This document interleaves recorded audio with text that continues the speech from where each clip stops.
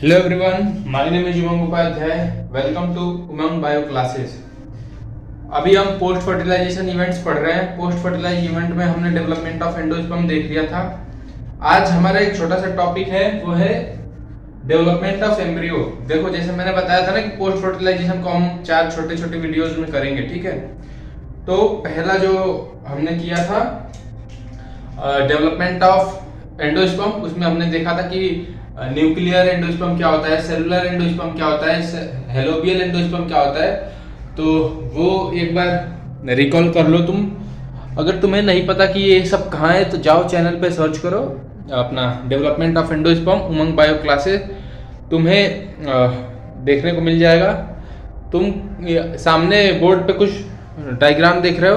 अब आओ इसको डिस्कस करते हैं कि ये क्या है। और ये कुछ हार्ट शेप देख रहे हो, हॉर्स शू शेप देख रहे हो, ग्लोबुलर स्ट्रक्चर देख रहे हो, ये सब क्या है, इसको एक एक करके हम डिस्कस करते हैं, ठीक है। अब देखो, हमारा जो यहाँ शुरू हो रहा है डेवलपमेंट ऑफ एम्ब्रियो। सबको पता है, ह्यूमंस का केस हो, एनिमल्स का केस हो या प्लांट्स का, एम्ब्रियो जाइगोट से ही बनता है डेवलप करके, ठीक है। तो जाइगोट, यहाँ पे जाइगोट से ही शुरू करते हैं। देखो जाइगोट कैसे बनेगा। मेल एंड फीमेल गैमेट जब आपस में फ्यूज करेंगे through any type of pollination, fertilization sorry, any type of pollination या मोड ऑफ रिप्रोडक्शन, ठीक है। तो वहां से जाइगोट बनेगा। प्लांट्स में हम जानते हैं कि सेक्सुअल रिप्रोडक्शन होता है, तो यहाँ पे सेक्सुअल रिप्रोडक्शन की हम बात करेंगे। तो यहाँ से मेल और फीमेल गैमेट जाइगोट बनाया। जाइगोट में होगा माइटोटिक डिवीजन। ह्यूमंस के केस में ए माइटोटिक होता था ना, पता है, माइटोटिक ही होता था, बट उसे ए माइटोटिक क्योंकि ना वो एक सेल के अंदर ही ऐसे। ह्यूमंस के केस में याद रख लो, जाइगोट में ऐसे सेल डिवाइड नहीं करती है, बट उसका न्यूक्लियर कंटेंट बढ़ते जाता है, ठीक है। तो ऐसे करके करते करते ऐसे, और उसके बाद इसमें डिफरेंशिएशन होने लगता है। तो आओ अभी उस पे नहीं जाते हैं, पहले अपना ये वाला टॉपिक देखते हैं। देखो, जाइगोट सेल में होगा माइटोसिस। माइटोसिस एक सेल से 2 सेल में डिवाइड होगी। यहाँ पे होता है इक्वेशनल डिवीजन, मतलब बराबर। अगर यहाँ पे एन रहेगा, मियोसिस में पता है ना कि 2n से n हो जाता है, बट यहाँ पे 2n से 2n ही रहेगा। इसे हम बोलते हैं mitosis equational division. Cell cycle cell division में इसे डिस्कस करेंगे। तो देखो, ये बनाता है 2 सेल्ड स्ट्रक्चर, जिसे हम बोलते हैं एक होता है ऊपर अपना चैलेंजर एंड। इस डायग्राम को तुम उल्टा भी बना सकते हो, चैलेंजर एंड यहाँ पे भी कर सकते हो, और माइक्रोपाइल एंड को तुम यहाँ पे भी। बस समझ आना चाहिए तुम्हें, ये याद रखना चाहिए कि माइक्रोपाइल एंड के पास ही एम्ब्रियो सेल होगा, क्योंकि एग अपरेटस माइक्रोपाइल एंड पे ही होता है। एग अपरेटस याद है ना, 2 सिलेंडर सेल, फिलीफॉर्म अपरेटस, एक सेल। तो वही वाली बात है कि माइक्रोपाइल एंड पे तुम्हारा एम्ब्रियो सेल होगा। एम्ब्रियो सेल को हम एपिकल सेल बोलते हैं और टर्मिनल सेल बोलते हैं, ठीक है। एपिकल सेल और टर्मिनल सेल माइक्रोपाइल एंड पे होता है, ठीक है। अब आता है हम अपना चैलेंजर एंड वाले पे। ये जो सेल देख रहे हो ना, इसे हम बोलते हैं सस्पेंशन सेल या बेसल सेल। चैलेंजर एंड वाले को सस्पेंशन सेल या बेसल सेल, माइक्रोपाइल एंड वाले को एम्ब्रियो सेल और अपना एपिकल या टर्मिनल सेल। ये अगेन डिवाइड करता है, बनाता है 4 सेल्ड स्ट्रक्चर। यहां से वो 2 सेल्ड स्ट्रक्चर से बनाता है 4 सेल्ड स्ट्रक्चर। और यहाँ पे ना एक अपना ग्लोबुलर स्ट्रक्चर तुम देख रहे होगा कि एक छोटा सा गोल स्ट्रक्चर यहाँ से बनना स्टार्ट हो गया, ठीक है। तो इसका अभी हम नॉमेनक्लेचर क्या वैसे होता है कि सूट एपिकल मेरिस्टेम होता है। ये सूट एपिकल मेरिस्टेम प्लीम्यूल को कहते हैं। चलो इसको, ये इस डायग्राम को तुम स्किप भी कर सकते हो। यहाँ से तुम यहाँ पे आ जाओ। मतलब ये याद रखना कि माइटोसिस होते रहती है, माइटोसिस होते होते सेल्स बनती रहती है। 1 से 2 बनी, 2 से 4, 4 से 8 से 10 ऐसे बन जाती है। अब देखो, ये वाला स्ट्रक्चर जो है ना, ये मैं इसको रब कर दे रहा हूं। इसको तुम डायग्राम में बना लेना। नीट पे क्वेश्चन आ जाए, बोर्ड में क्वेश्चन आ जाए कि पोस्ट फर्टिलाइजेशन इवेंट्स को डिस्कस करो। अगर वो 3 नंबर से ज्यादा में आ रहा है, 5 नंबर में आ गया या 3 नंबर में भी आ गया, 3 मार्क्स या 5 मार्क्स, तो उसमें तुम ऐसे डायग्राम बनाना। उसके बाद तुम्हें मैं एक बात बताऊं, तुम डायग्राम बना दिए ऊपर, समझो बात। अगर तुमसे पूछ लिया ना कि डेवलपमेंट ऑफ एम्ब्रियो, तो तुम ये वाला डायग्राम बना दिया ना, बस यहाँ पे वो 4 जो स्ट्रक्चर्स थे ऐसे, तो एक्सप्लेनेशन दे सकते हो तुम बिना थ्योरी याद किए। अपने ओर से भी तुम अगर बना करके लिख दोगे ना, कोई जरूरी नहीं है कि एनसीईआरटी की लैंग्वेज ही या फिर बुक का कोई लैंग्वेज ही। मैंने क्या किया था ना, शायद ये वाला क्वेश्चन आया था टू था, मैंने वो डायग्राम बनाया और उसके बारे में ना लिखना शुरू कर दिया। एक हिस्टोन ओक्टामर वाला आया था। ये जो स्ट्रक्चर है वो बहुत इंपॉर्टेंट स्ट्रक्चर है। देखो इसमें क्या होता है कि ऊपर तुम्हारा बन गया हिस्टोरियल सेल, इसको तुम याद रखना, ये है तुम्हारा हिस्टोरियल सेल। अच्छा, कुछ बुक्स में ना ये ऊपर होगा, ये नीचे होगा, तो मैंने बता दिया ना कि चैलेंजरलैंड और माइक्रोपाइलैंड का सब खेल है। माइक्रोपाइलैंड उसमें ऊपर होगा और चैलेंजरलैंड नीचे होगा। मैंने इसे उल्टा उल्टा क्या, मैं ऐसे ही पढ़ता हूँ, ऐसे भी बनाओगे गलत नहीं है, बस तुम एंड को ध्यान में रखना कि किस एंड पे कौन सा तुम बना रहे हो, ठीक है। यहाँ पे देखो हिस्टोरियल सेल हो गया और 8 से 10 तुम्हारी सस्पेंशन 8 से 10 सस्पेंशन सेल्स हो गए, ठीक है। 8 से 10 सस्पेंशन सेल्स हो गई और उसके नीचे तुम्हारा आ गया एक ग्लोबुलर क्वाड्रेंट या ऑक्टेंट स्टेज, इसे हम बोलते हैं एक ग्लोबुलर स्ट्रक्चर बना रहा है ना, ग्लोबुलर इन द सेंस थोड़ा सर्कल टाइप का, ग्लोब टाइप का। देखो यहाँ पे होगा तुम्हारा हिस्टोरियल सेल, यहाँ पे 8 से 10 सस्पेंशन सेल्स। यहाँ पे तुम एक चीज देख रहे हो कि ये रेडिकल और रूट कैप क्या है। रेडिकल वो पॉइंट होता है ना सीड में, अभी तुम समझ लो, रेडिकल वो पॉइंट होता है एम्ब्रियो में जहां से रूट निकलती है, रेडिकल रूट, और शूट के लिए प्लीम्यूल, शूट के लिए प्लीम्यूल, रेडिकल रूट और प्लीम्यूल शूट, ठीक है। तो इसके बाद से अपना देखो आउटर लेयर को हम बोलते हैं प्रोटोडर्म। प्रोटोडर्म अपना एपिडर्मिस बनाता है, उसके इनर लेयर को प्रोडर्म के अंदर वाली लेयर को हम बोलते हैं ग्राउंड मेरिस्टेम, ठीक है। और सबसे अंदर होता है अपना प्रोकैम्बियम जो कि वस्कुलर स्ट्रैंड्स बनाता है, ठीक है। प्रोकैम्बियम हम अपना एनाटॉमी में पढ़ते हैं बहुत डिटेल में। तो यहाँ पे तुम्हारा जो ये क्वाड्रेंट स्ट्रक्चर है, ऑक्टेंट स्ट्रक्चर है, ग्लोबुलर एम्ब्रियो का स्ट्रक्चर है, ये तुम एक बार देख लो कि ऊपर जो है वो हिस्टोरियल सेल है, फिर उसके बाद 8 से 10 सस्पेंशन सेल्स, उसके बाद रेडिकल सेल, उसके बाद रूट कैप, ठीक है। रेडिकल क्या होता है? रेडिकल होता है वो पॉइंट जहां से रूट निकलती है, रूट निकलती है जहां से उसे बोलते हैं रेडिकल, और सूट जहां से निकलती है उसे बोलते हैं प्लीम्यूल। वैसे तो प्लीम्यूल पढ़ते हैं बट तुम जैसे प्रोनाउंस कर लो, ठीक है। यहाँ से अपना प्रोकैम्बियम हो गया। अब आते हैं इसमें एक और डिवीजन होता है, उसके बाद हम ये हो जाती है heart shape embryo. Heart in the sense दिल टाइप में, पता नहीं इसे दिल क्यों बोलते हैं, मुझे क्या पता, जो लिखा है मैं बता रहा हूँ, ठीक है। तो देखो सस्पेंशन सेल्स ये 8 से 10 से ये 4 हो गई, 4 हो गई।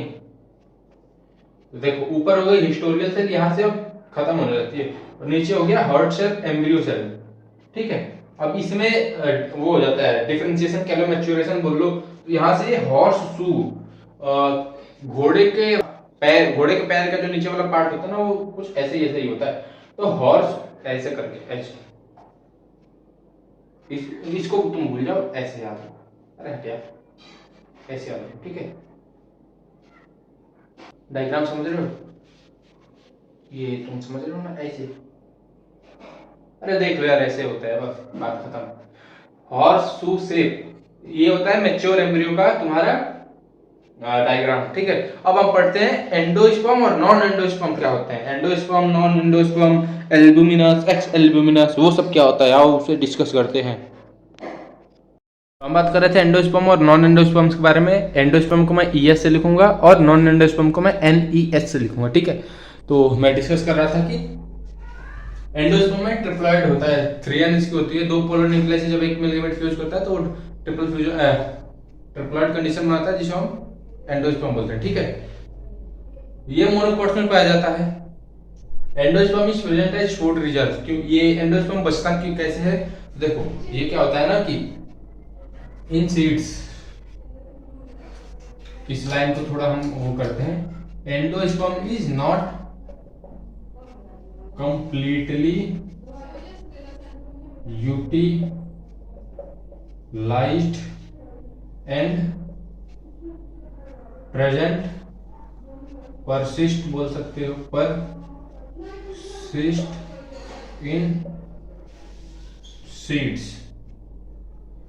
ये इसमें क्या, इन प्लांट्स में क्या होता है ना कि endosperm completely utilize completely consume नहीं होता, पूरी तरह से खत्म नहीं होता है, और इसमें सीड्स में इसके प्रेजेंट होता है। नॉन एंडोस्पर्म्स में ये मोस्टली डाइकॉट्स में होता है।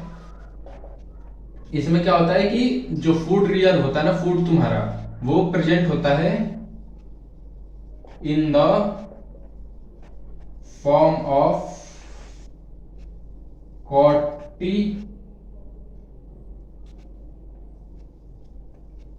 कॉटिलीडन्स।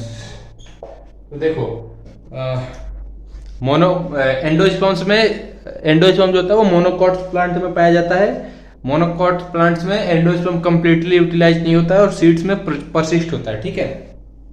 डाइकॉट में क्या होता है, डाइकॉट में नॉन एंडोस्पर्मिक होते हैं सीड्स, और फूड जो होता है इसमें कॉटिलीडन के फॉर्म में होता है। अभी हम कॉटिलीडन भी डिस्कस करने वाले हैं, ठीक है। तो ऐसे याद रख सकते हो। अब तुम्हें मैं एक ट्रिक बता दे रहा हूं कैसे। इसको हम एक्स एल्बुमिनस और इसे हम एक्स एल्ब्यूमिनस भी बोलते हैं। इसका दूसरा नाम है एक्स एल्ब्यूमिनस और उसका नाम है एल्ब्यूमिनस, ठीक है।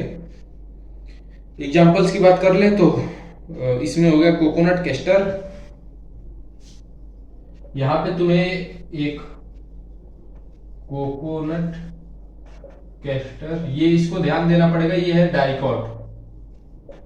ये डाइकॉट है बट इसमें एक्सेप्शनली एंडोस्पर्म पाया जाता है। वीट हो गया, मेज हो गया, ये इसके कुछ एग्जांपल्स है, ठीक है। देखो यहाँ पे जो तुम्हारा कैस्टर तुम देख रहे हो ना, कैस्टर, ये तुम्हारा डाइकॉट होता है बट इसमें एंडोस्पर्म पाए जाते हैं। और बात करते हैं अब अपना उस नॉन एंडोस्पर्म की, तो वो तुम्हारा हो गया बीन्स। एग्जांपल्स में बीन्स एंड पी, ये तुम्हारे एग्जांपल्स हो गए, ठीक है। तो ये था कुछ नॉन एंडोस्पर्म और नॉन एंडोस्पर्म के बारे में। नॉन एंडोस्पर्म्स में क्या होता है कि जो फूड तुम्हारा एंडोस्पर्म होता है वो कंप्लीटली यूटिलाइज हो जाता है एम्ब्रियो के डेवलपमेंट में, और फूड जो होता है वो अपना कॉटिलीडन के उसमें प्रेजेंट होता है फॉर्म में। जबकि एंडोस्पर्म्स में ये होता है ना कि एंडोस्पर्म जो होता है वो कंप्लीटली यूटिलाइज नहीं होता है, is not completely utilize, sorry, is not completely utilize and persist in seeds. Persist in seed का मतलब है कि कुछ बच जाता है, ठीक है। एग्जांपल्स हो गए कोकोनट, कैस्टर, वीट और मेज एंडोस्पर्म के।